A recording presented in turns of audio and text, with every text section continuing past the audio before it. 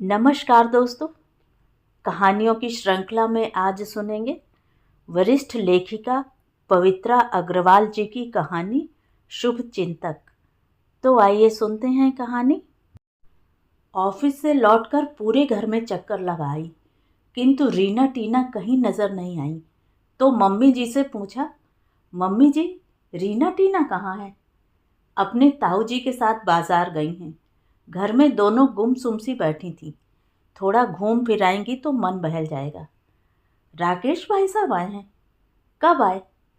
दोपहर को आया था। कुछ काम था?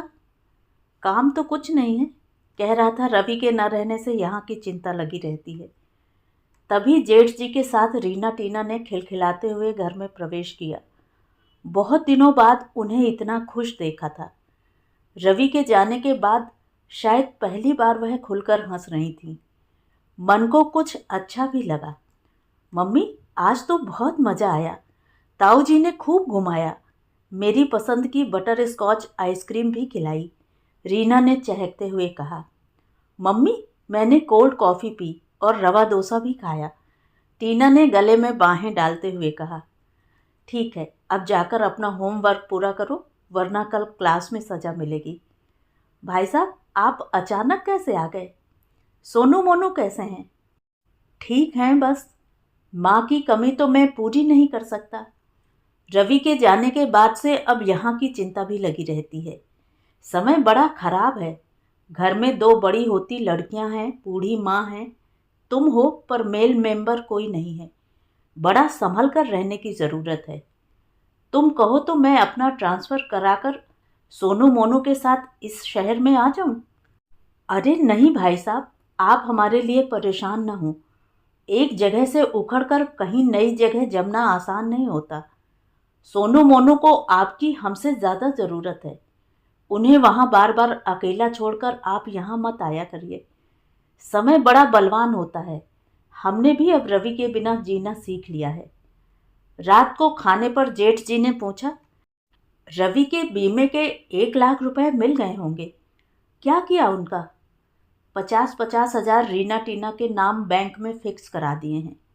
घर का खर्चा अपनी तनख्वाह से चलाने का प्रयास करूंगी।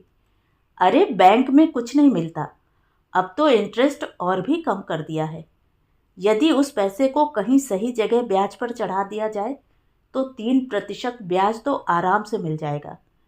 तुम चाहो तो मुझे दे दो। मेरा एक दोस्त व्यापार बढ़ाने के लिए बाजार से ब्याज पर पैसा लेने की सोच रहा है। विश्वास का आदमी है, पैसा मारे जाने का डर भी नहीं है। वह हर महीने जो 3% ब्याज देगा वह मैं तुम्हें भेज दिया करूँगा। अब तो मैं फिक्स करा चुकी हूँ, तो मैं एक दिन और रुक जाता हूँ। कैंसिल कराकर मुझे दे दो, बच्चियों के काम आएगा। वैसे भी रीना 15 वर्ष की तो हो ही गई है। इस वर्ष 10th पास कर लेगी। 2-3 वर्ष में अच्छा लड़का देखकर इसकी शादी कर देंगे तो एक बोझ कम होगा, फिर बस टीना रह जाएगी। भाई साहब, मैं रीना टीना को बोझ नहीं समझती और न जल्दी शादी करने के पक्ष में हूँ। दोनों ही पढ़ने में बहुत अच्छी हैं। रीना को टीचिंग में बहुत रुचि है, उसे कम से कम एमए तो कराना ही है। आज के समय में लड़कियों में भी आत्मनिर्भर होने की क्षमता होना बहुत ज़रूरी है। तुम्हारी बात बिल्कुल सही है, फिर भी समय पर सही मैच मिल जाए तो पढ़ाई पूरी करने के चक्कर में शादी को टालना नहीं चाहिए। पढ़ाई तो शादी के बाद भी हो सकती है। शादी के बाद कोई नहीं पढ़ता। बीए सेकेंड ईयर के बाद मेरी भी शादी कर दी गई थी। सबने कहा था शादी के बाद थर्ड ईयर कर लेना, लेकिन किसी ने नहीं करने दिया। यदि आज मैं ग्रेजुएट होती तो इनके ऑफिस में मुझे यह छोटी सी नौकरी नहीं करनी पड़ती। फिर भी इस नौकरी से बड़ा सहारा मिला है। रहने को अपना एक छोटा सा फ्लैट भी है, वरना मैं क्या करती? तभी तो मैं कह रहा हूँ कि आजकल बैंक में रुपए जमा कराना बेवकूफ़ी है। मुझे दे दो, मैं ब्याज पर उठवा दूंगा। अधिक ब्याज के लालच में पड़कर कहीं मोल भी न डूब जाए। मैं कोई भी खतरा मोल लेना नहीं चाहती। बैंक में भले ही ब्याज कम मिलेगा, किंतु धन तो सुरक्षित रहेगा। बैंकों में भी धन कहाँ सुरक्षित है? समाचार पत्रों में बैंक घोटालों के समाचार नहीं पढ़े क्या? पढ़े हैं तभी तो ब्याज दर अच्छी होने के उपरांत भी मैंने इन कोऑपरेटिव बैंकों में धन नहीं डाला, राष्ट्रीयकृत बैंकों में धन डाला है। जहां धन देने को कह रहा हूं वहां भी सुरक्षित रहेंगे, मैं गारंटी लेता हूं। तुम्हें मुझ पर तो विश्वास है ना? पूछने को दिल करता है कि आपकी गारंटी कौन लेगा, आप पर ही तो विश्वास नहीं है, किंतु यह कह नहीं पाई। आप पर तो विश्वास है पर अपनी किस्मत पर विश्वास नहीं है। मुझे माफ़ करें भाई साहब, मैं अभी एफडी कैंसिल नहीं कराना चाहती। माँ, किरण को आप क्यों नहीं समझाती? मैं इस परिवार का शुभ चिंतक हूँ, इनके भले की बात ही कह रहा हूँ। देख बेटा, यह इसका व्यक्तिगत मामला है और अपना भला बुरा वह समझती है। मैं इस चक्कर में नहीं पड़ना चाहती। मैं भी अब और बहस के मूड में नहीं थी, इसलिए वहाँ से उठ आई, किंतु मन खिन्न हो गया था। बच्चों की वजह से मन की पीड़ा छिपाकर मुस्कुराने का अथक प्रयास करती रहती हूँ, किंतु लोगों को यह भी मंजूर नहीं है। अनाहूत से ये भाई साहब शुभचिंतक होने का ढोंग करते, सुझावों का टोकरा उठाए न जाने क्यों बार बार आकर यादों की झील में कंकड़ी फेंक जाते हैं।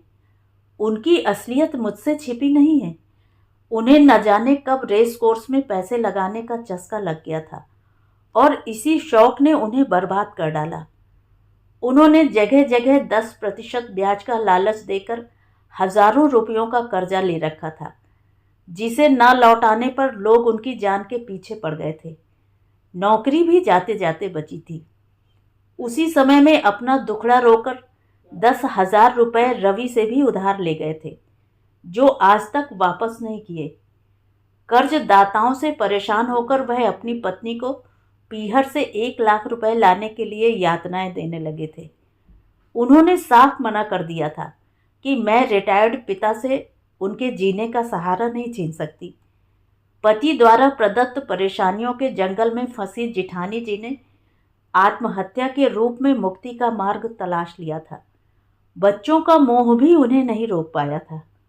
इन भूली बिसरी बातों के याद आने से मेरे मन में नफरतों के कैक्टस फिर उगने लगे हैं। मैं समझ गई हूँ कि उनका यूं बार बार आना भाई के परिवार से मोह नहीं है। इस संकट के समय में भी विश्वासों की आड़ लेकर वह छलने ही आए हैं। मुझे किसी साजिश की बू आने लगी है। किसी तरह उनके आने पर रोक लगानी होगी, पर कैसे? मैं मम्मी जी के पास जाने को अपने कमरे से निकली थी कि भाई साहब की आवाज़ सुनकर वहीं ठिठक कर खड़ी हो गई। वह धीमी आवाज़ में कह रहे थे, माँ, मैं देख रहा हूँ इधर किरण में बहुत बदलाव आया है, बहुत चालाक हो गई है। काम पर तो जाती ही है, कभी कोई भाग गया तो हो सकता है आगे पीछे शादी भी कर ले। फिर तुम्हारा क्या होगा? रवि के रुपयों पर कुछ हक तो तुम्हारा भी है माँ। कुछ रुपए तुम्हें अपने नाम भी करा लेने चाहिए थे। क्यों? क्या मेरे प्रति सारा फर्ज रवि का ही था? तेरा कुछ भी नहीं है? क्या मैं तेरी माँ नहीं हूँ? यदि उसने दूसरी शादी कर भी ली तो मैं तेरे पास आकर रह लूँगी, मुझे रखेगा ना? यह भी कोई पूछने की बात है? पर मैं तो कुछ और कहना चाह रहा था, लेकिन आप समझ नहीं पा रही। माँ, मैं सोच रहा था कि आगे पीछे दूसरी शादी तो मुझको भी करनी ही है। यदि किरण तैयार हो जाए तो उससे भी तो हो सकती है। मेरे बच्चों को माँ मिल जाएगी, रीना टीना को बाप मिल जाएगा और घर की इज्जत घर में रहेगी। और आप तो जैसे रह रही हैं वैसे ही रहती रहेंगी। आज तो तूने अपने मन की बात मुझसे कह ली, पर आगे से मत कहना। किरण के बारे में कभी ऐसा सोचना भी नहीं, ऐसा कभी नहीं होगा। अपनी पत्नी को तो चैन से जीने नहीं दिया, मैं किरण की जिंदगी बर्बाद नहीं होने दूंगी। तुम मेरी माँ हो कि दुश्मन? तुम्हें मेरी जरा भी चिंता नहीं है। पराए घर से आई बहू की इतनी चिंता है। मेरी पत्नी को मरे 3 साल हो गए, लेकिन तुमने कभी एक बार भी मेरी शादी के बारे में नहीं सोचा। क्या मैं तुम्हारा सौतेला बेटा हूँ? तेरी शादी करके मैं किसी की जिंदगी खराब नहीं करना चाहती। भले ही तू कोर्ट से छूट गया, पर मैं अब भी तुझे बहू का हत्यारा मानती हूँ। भले ही तूने हत्या नहीं की, किंतु तेरे जुल्मों ने उसे आत्महत्या की राह पर खड़ा अवश्य कर दिया था। माँ, बस चुप करो। किरण सुनेगी तो मेरे बारे में क्या सोचेगी? मुझे नहीं मालूम था कि तुम्हारे मन में मेरे लिए इतना जहर भरा है। मैं ही पागल हूँ जो अपना काम धंधा और बच्चों को छोड़कर बार बार यहाँ तुम सबके हाल चाल जानने के लिए भाग कर आता हूँ। आगे से मत आना। हाल चाल जानने की इच्छा हो तो फोन कर लेना। भाई साहब की बातें सुनकर मैं अवाक रह गई थी। उनके मन में पक रही इस खिचड़ी का अंदाजा तो मुझे सपने में भी नहीं था। मैं तो बस यही अंदाजा लगा पाई थी कि उनकी नीयत धन हड़पने की है, पर वह तो बहुत दूर की सोच रहे हैं। अच्छा है उनकी असलियत में जान गई हूँ। मम्मी जी के प्रति दिल श्रद्धा से भर उठा। कभी वह भी एक जिम्मेदारी लगती थी, पर अब उनकी उपस्थिति जेठ की तपती दोपहर में बरगद की छांव सी है। भगवान उन्हें लंबी उम्र दे। भाई साहब को उनकी औकात तो मम्मी जी बता ही चुकी थी। मैंने भाई साहब या मम्मी जी को इसका आभास भी नहीं होने दिया कि मैं उनकी बातें सुन चुकी हूँ। मैं चुपचाप उल्टे पांव अपने कमरे में लौट आई। तो ये थी कहानी। कहानी आपको कैसी लगी कमेंट करके ज़रूर बताएं। और अगर मेरे द्वारा सुनाई हुई कहानियाँ आपको अच्छी लगती हैं और आप चैनल पर पहली बार आए हैं तो चैनल को सब्सक्राइब ज़रूर करें, लाइक करें और अपने दोस्तों और परिचितों में शेयर भी करें। बेल आइकन दबाना बिल्कुल भी ना भूलें। धन्यवाद।